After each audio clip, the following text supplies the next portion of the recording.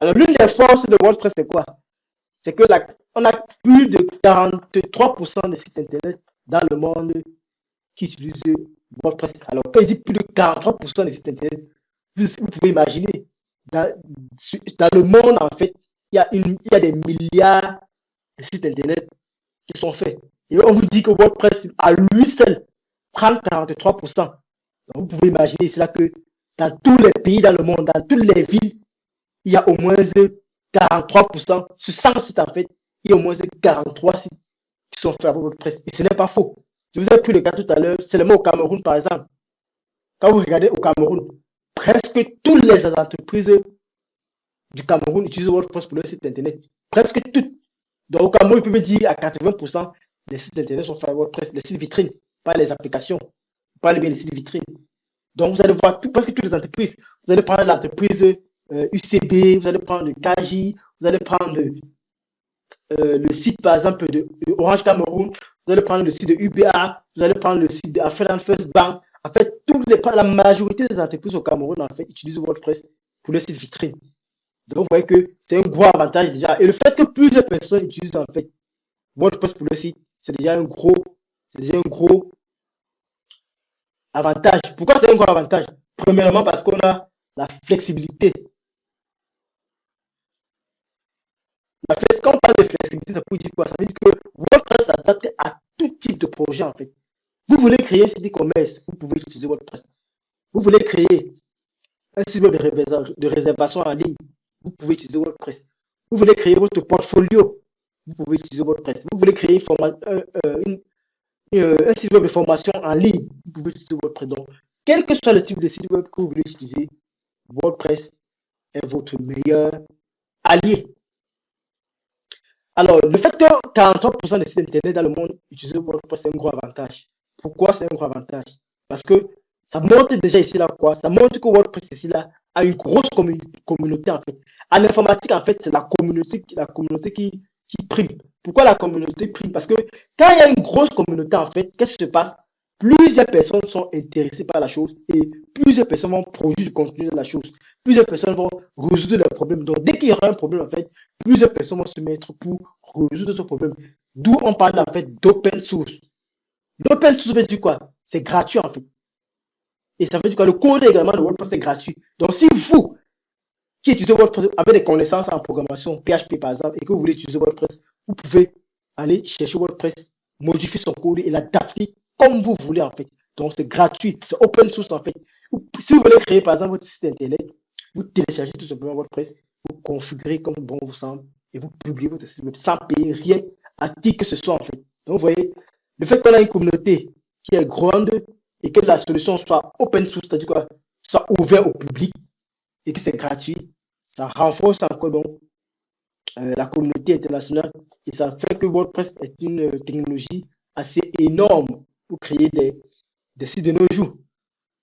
Vous aurez par exemple, lorsque vous aurez des problèmes, par exemple, vous allez aller dans les forums de discussion, vous allez aller trouver des vidéos sur YouTube, vous allez aller partout, vous allez trouver des vidéos sur la chose. Alors maintenant, tout à l'heure, je vous ai parlé en fait de la compatibilité SEO. Alors WordPress, c'est l'un des moteurs qui facilite le SEO.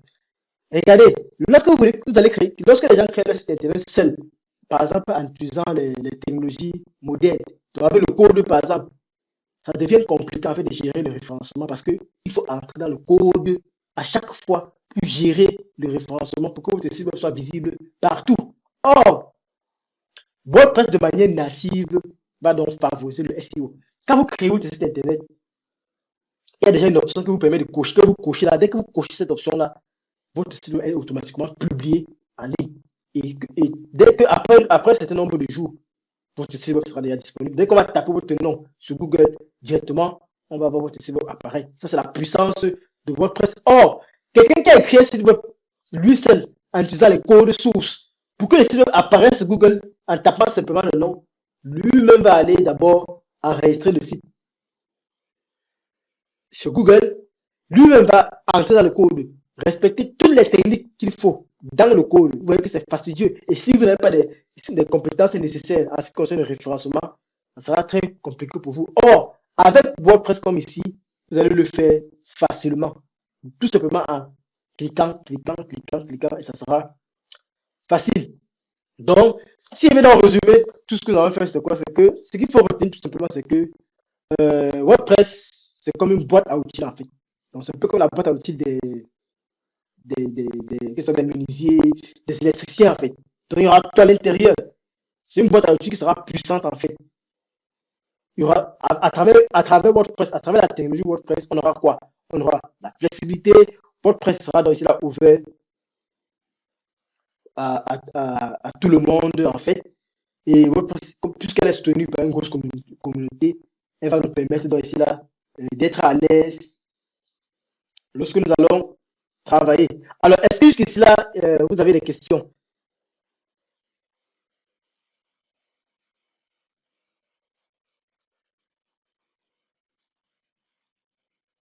Allô?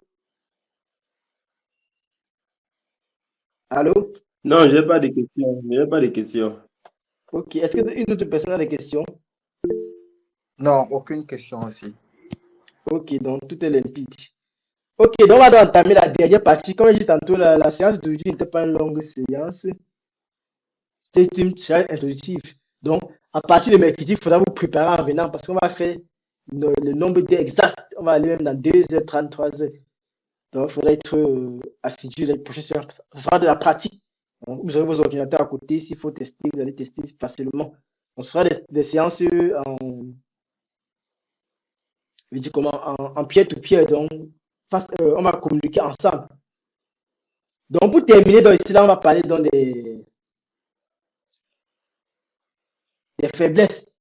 Bon, avant même d'arriver aux faiblesses, si vous regardez mon diaporama, j'ai parlé de quoi? Parmi les forces, on a quoi? On a la grande communauté, comme je dit tantôt. On a le fait qu'on peut personnaliser son code. Alors, je vous ai dit tout à l'heure que WordPress permet de créer des sites web sans coder. Mais si vous avez des compétences en code comme moi par exemple, j'ai des compétences dans la programmation. Maintenant, si je veux ajouter les fonctionnalités à mon site, je n'ai pas besoin d'aller chercher un développeur.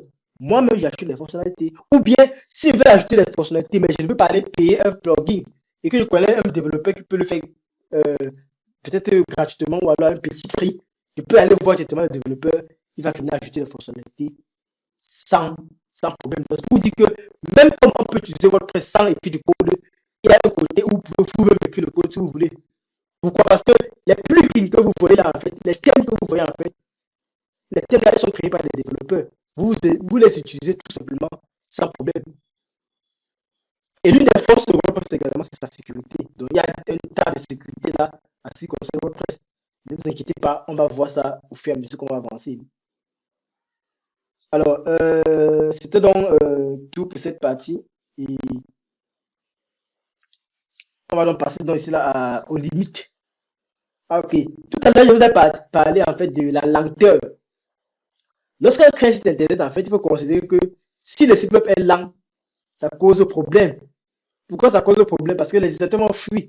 Si votre site est lent et que les utilisateurs fuient, ce que ça veut dire? Ça veut dire que votre site n'a pas été bien conçu. Il faudra revoir votre site.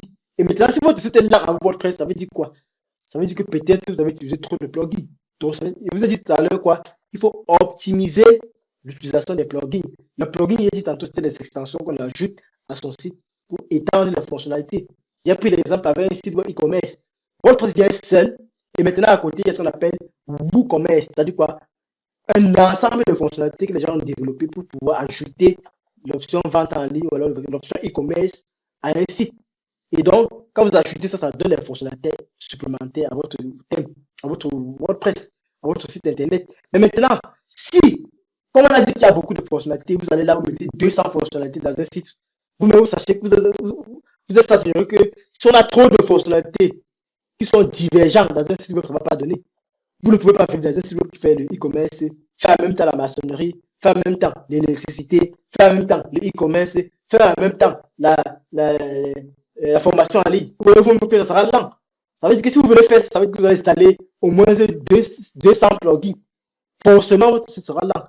Vous ne pouvez pas avoir un site dans le monde où on fait à la fois e-commerce, à la fois formation en ligne, à la fois réseau social, à la fois tout ce que vous connaissez en fait. Donc, c'est pour vous dire qu'il faut limiter les extensions. Donc, Quand vous voulez créer un site web, le site web doit faire une seule chose. Le site web ne doit pas être dispersé. Un site web ne fait pas un tas de choses. Si c'est pour la vente en ligne, faites uniquement la vente en ligne dans votre site. Si vous voulez faire notre business, créez un autre site à côté ou alors créer ce qu'on appelle des sous-domaines. Ce sera un nom qui sera toujours endossé à votre nom principal que vous avez acheté. Donc, c'est ce que je voulais dire par rapport aux faiblesses. C'est vrai que les faiblesses sont minimes, mais ce n'est pas pour dénigrer, mais il y a les faiblesses. Tout ce qui existe de bon, en ce qui existe de bon, il y a toujours le mauvais. Donc, mais le mauvais ne peut pas remporter sur le bon. Donc, par exemple, là, je parle de plugin. Si vous utilisez trop de plugins, ça va ralentir votre site. C'est normal. Même si vous créez un site avec plusieurs fonctionnalités qui sont très divergentes, ça va ralentir le site. Maintenant, on dit peut être instable sans méthode. Oui, justement, si vous venez créer un site, comme j'ai expliqué tout à l'heure, vous n'avez pas de méthode. Vous venez créer un site qui fait tout à la fois. Si vous faites tout, ça veut dire que vous allez installer une panoplie de plugins, ce qui ne va pas faciliter en fait votre site internet. Maintenant, je parle également de la nécessité d'un accompagnement. Oui, parfois les gens veulent se lancer seuls sans connaître. Pour lancer un site e-commerce, il faut se former. Pour lancer un site internet, il faut se former. Mais vous pouvez lancer un site sans vous former. Mais ça, vous ne pouvez pas connaître tout en fait. Sans vous mentir. Vous pouvez aller sur YouTube. Forcément, il y a des formations sur YouTube. On ne refuse pas. Je vais prendre mon cas simple. Quand je commence les études, je fais bien la programmation, je fais le Word, je fais HTML, je fais PHP, tout. Mais je veux pouvoir créer un site web de manière facile.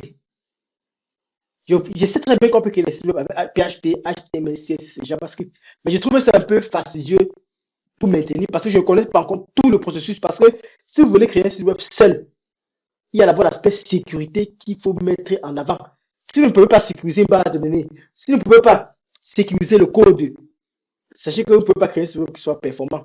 Or, moi, étant par exemple au niveau 2, je connais beaucoup de choses. Je ne sais pas vraiment comment le faire. Mais je connaissais déjà quand même gérer un blog avec WordPress. Mais qu'est-ce que je fais?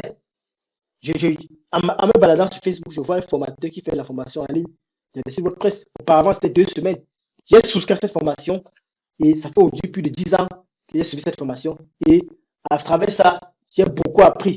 Pourquoi? Parce que dans une formation, le formateur vous explique pas à pas. Or, un tutoriel que vous allez aller suivre en ligne, ça peut être la même chose. Or, après cette formation-ci, quand vous allez aller suivre les tutoriels, ça sera facile de pouvoir le comprendre.